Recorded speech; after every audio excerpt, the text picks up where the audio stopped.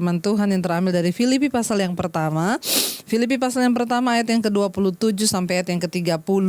Ya, nasihat supaya tetap berjuang, ya. Judulnya adalah nasihat supaya tetap berjuang. Kita tahu bersama surat Filipi ini ditulis oleh Rasul Paulus ketika dia sedang berada di penjara di Roma.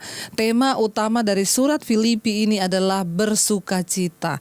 Wow, sesuatu yang luar biasa, menulis sebuah surat dengan tema sukacita tetapi dalam keadaan di penjara. Ya, dan dari dalam penjara Rasul Paulus pun masih tetap bisa memberikan dukungan, masih tetap bisa menjadi motivator, masih bisa tetap menjadi inspirasi bagi banyak orang. Sekalipun dia dalam penjara, dia menulis surat-surat yang menyuruh orang bersukacita, termasuk surat Filipi ini tema utamanya adalah bersukacitalah. Saudara, kenapa Rasul Paulus bisa tetap bersukacita sekalipun dia dalam penjara? Ya, karena bagi Rasul Paulus sukacitanya itu hanya Tuhan. Ya, jadi dimanapun dia berada, apapun keadaannya, ketika Tuhan ada, itu bagi dia adalah sebuah keadaan di mana dia berbahagia, dia bersukacita.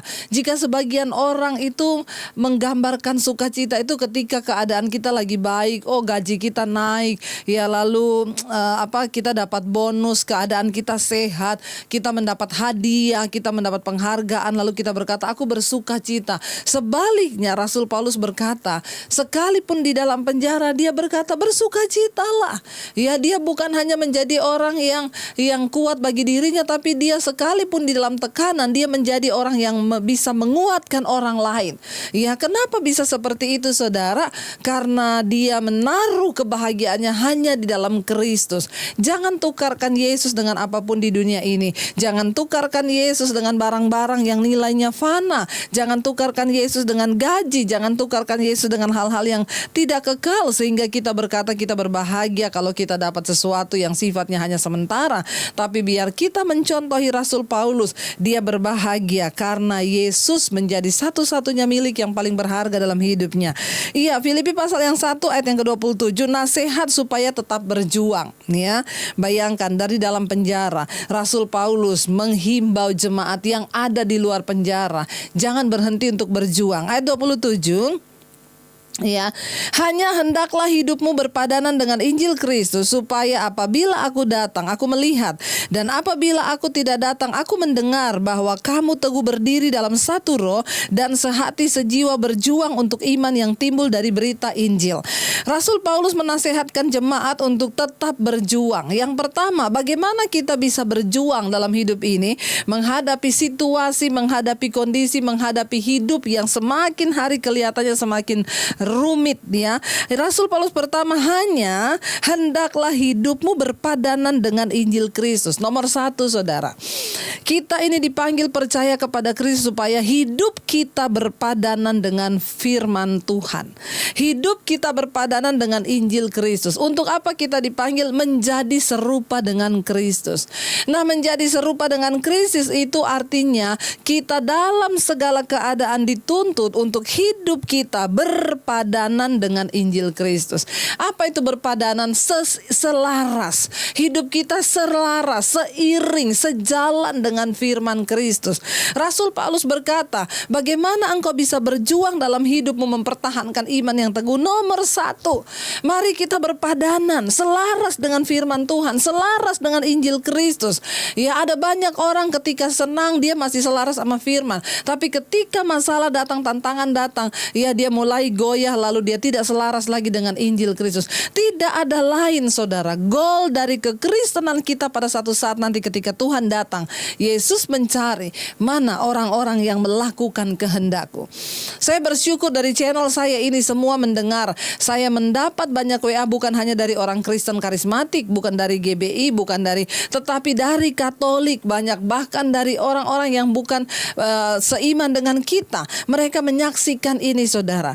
Nah, dari mana kita ini bisa dilihat sebagai pengikut Kristus? Tentunya dari sikap dan cara hidup kita yang berpadanan dengan Injil Kristus. Apapun keadaanmu, tetapkan di dalam hatimu untuk terus berpegang pada firman Tuhan.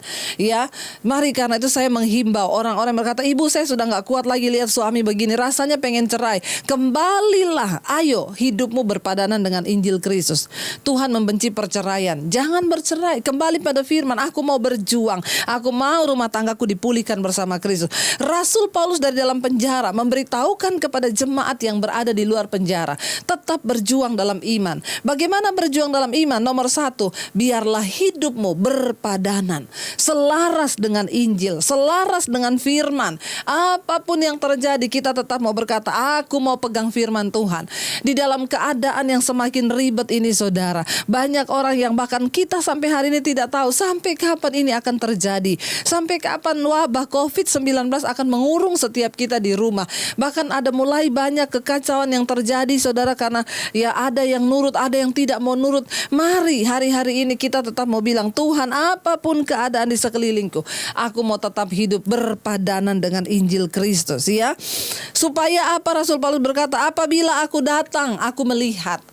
Hanya satu kerinduan Rasul Paulus, yang saya percaya ini juga menjadi kerinduan semua hamba Tuhan tentunya, harusnya, saudara, ya. Saya juga rindu, ya, supaya apabila aku datang, aku melihat. Apabila aku tidak datang, aku mendengar bahwa apa? Bahwa kamu teguh berdiri dalam satu roh dan sehati sejiwa berjuang untuk iman yang timbul dari berita Injil. Ya, saya kemarin membaca ada orang yang WA ke saya, Ibu, sudah 4 tahun ini saya kering rohani. Saya tidak lagi merasakan Tuhan. Saya sudah tidak lagi bertumbuh dalam rohani, dalam iman. Tapi semenjak saya mendengarkan firman Tuhan, semenjak saya ikuti channel ini, saya mulai terus bertumbuh lewat berita Injil. Kita berdoa supaya hari-hari ini kita mendengar berita Injil yang benar. Kenapa? Karena ketika kita mendengar berita Injil yang benar, akan ada pertumbuhan rohani yang terjadi. Rasul Paulus berkata, aku rindu, aku datang, aku bisa melihat. Ketika aku pun belum bisa datang karena masih di penjara, aku mau mendengar bahwa kamu teguh berdiri dalam satu roh, satu jiwa, berjuang untuk iman yang timbul dari berita Injil. Saudara, terus beritakan firman Tuhan, terus beritakan Injil. Kenapa? Karena Injil itu, berita Injil itu ketika sampai ke segala bangsa, tanda kedatangan Tuhan sudah dekat. Yesus berkata, jika Injil ini sudah diberitakan ke segala makhluk, maka kedatangannya sudah dekat. Kita adalah orang-orang yang mempercepat kedatangan Tuhan. Beritakan Injil, saudara, kepada saudaramu, keluargamu. Bagikan setiap firman Tuhan yang engkau dapat. Ayat 28 di sana dikatakan, dengan tiada digentarkan sedikit pun oleh lawanmu. Bagi mereka semuanya itu adalah tanda kebinasaan, tetapi bagi kamu tanda keselamatan, dan itu datangnya dari Allah. Saya sudah menyampaikan beberapa kali di doa malam, kita sudah belajar tentang kitab Mazmur juga. Banyak di sana hal yang menyatakan bahwa orang Kristen itu punya musuh. Kita ini memiliki musuh. Siapa musuh kita? Terkadang bukan orang jauh, keluarga sendiri, orang yang dekat dengan kita, orang Kristen sendiri, ya. Kenapa? Karena bagi mereka, saudara, Injil itu adalah berita tanda kebinasaan, tetapi bagi kita Injil adalah tanda keselamatan. Biarlah kita tetap mau terus berjuang, jangan digentarkan sedikit pun. Imanmu tetap teguh. Ya, kemarin ada yang WA ke saya, Bu, saya itu jengkel, Bu, kalau saya berdoa anak saya selalu ganggu. Ya, karena mereka tidak mau saya datang kepada Tuhan. Jadi saya kadang terpancing marah. Jangan marah, saya bilang, tunjukkan kasihmu. Engkau harus terus hidup berpadanan dengan Injil, supaya mereka melihat bahwa hidupmu berubah, dan mereka juga boleh kemudian percaya kepada Kristus. Saya bilang, jangan digentarkan, Bu, terus maju, Bu, berdoa. Ya, semakin ibu berdoa, minta kasih Tuhan untuk mengasihi mereka. Maka itu yang Rasul Paulus maksudkan di sini. Ya, jangan mau digentarkan sedikit pun oleh lawanmu. Ingat, orang Kristen kita punya musuh. Nomor 1 iblis, nomor 2 orang-orang di sekeliling kita yang tidak bisa menerima iman kita. Saya banyak mendengar hari-hari ini bahkan berkata, Bu, padahal suami saya tuh Kristen loh, padahal anak saya tuh Kristen loh, tapi saya bingung, Bu. Kalau saya dengar khotbah, ya mereka ngomong khotbah terus, melulu khotbah. Makan tuh khotbah. Saudara, jangan salah. Dengan pandemik ini, orang berdiam di rumah, banyak, saudara, ya, yang terjadi di rumah tangga itu aniaya. Ya, ada berita yang menyatakan banyak istri yang dianiaya oleh suami hari-hari ini. Kenapa? Karena ketika kita dalam keadaan krisis yang luar biasa ini, kalau orang tidak dekat dengan Tuhan, maka yang akan merasuki dia adalah iblis. Makanya di rumah marah, tiap hari ngamuk. Ya, saudara, ya, biarlah kita ini mau terus membawa kebenaran Kristus. Ya, walaupun suamimu tidak mau mendengar firman, anak-anakmu tidak mau mendengar firman Tuhan, tapi kita jangan mau digentarkan. Kita mau terus berjuang sampai keluarga kita boleh diselamatkan. Ayat yang ke-29 di sana dikatakan, sebab kepada kamu dikaruniakan bukan saja untuk percaya kepada Kristus, melainkan juga untuk menderita untuk Dia. Ada orang-orang yang bertanya kepada saya, Bu, kenapa ya setelah saya mau sungguh-sungguh sama Tuhan kok penderitaannya itu banyak? Kenapa ya Bu? Saya rasakan hari-hari ini saya mau serius dengan Tuhan kok tekanannya itu banyak loh. Saya mau mencari Tuhan sungguh-sungguh kok pencobaannya, tantangannya itu berat sekali. Memang saudara, ya makanya jangan cuma mendengar berita-berita tentang berkat, mujizat. Mari kita perlengkapi diri kita. Saya selalu berkata, mengikut Kristus itu berbicara tentang bayar harga. Mengikut Kristus berbicara tentang menyalibkan kedagingan. Mengikut Kristus itu berbicara tentang penderitaan. Karena Yesus berkata, siapa yang ingin jadi muridku, sangkal dirimu, pikul salibmu, lalu ikut aku. Ya, orang yang ingin Yesus tapi nggak mau menderita, maaf, Anda salah jalan. Orang yang mau mengikuti Yesus tapi tidak mau menghadapi masalah, Anda salah. Kenapa? Masalah lah yang akan mendewasakan iman kita. Tapi jangan cari-cari masalah. Ketika hidup kita sudah benar, tantangan datang, hadapi bersama Tuhan. Ya, kalau mau bicara seperti itu, iya memang ketika saya terima Yesus, justru hidup saya masuk dalam penderitaan. Makanya jangan cuma dengar, oh ikut Yesus bahagia, ikut Yesus itu diberkati. Saudara, ikut Yesus berbicara tentang bayar harga. Yesus berkata, sangkal dirimu, pikul salibmu, lalu ikut aku.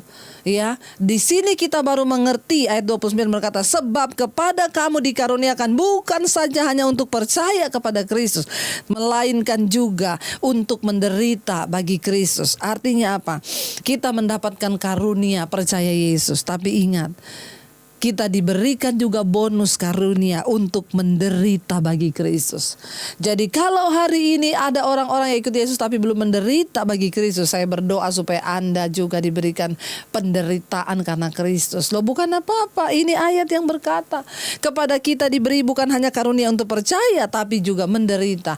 Aku menderita itu baik bagiku, kata Daud, supaya aku belajar ketetapan Tuhan.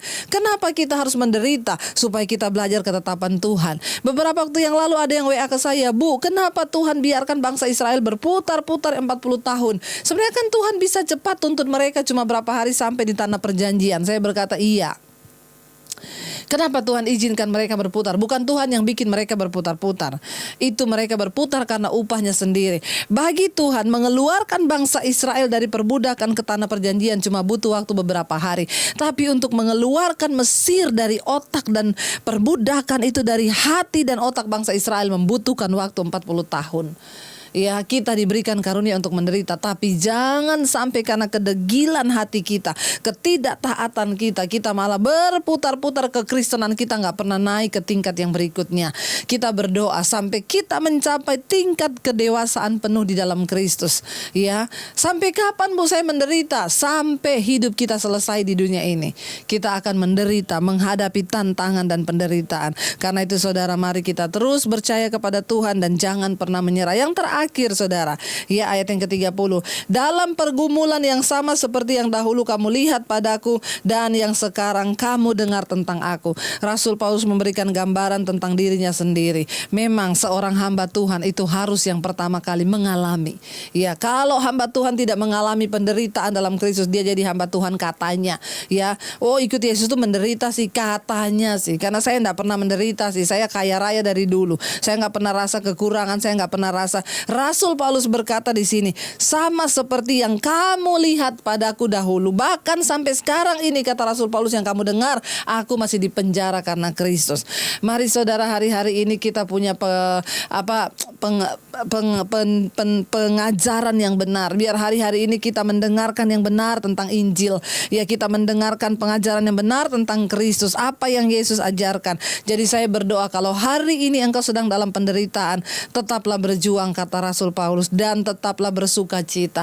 Ingat surat Filipi, tema besarnya adalah tentang sukacita.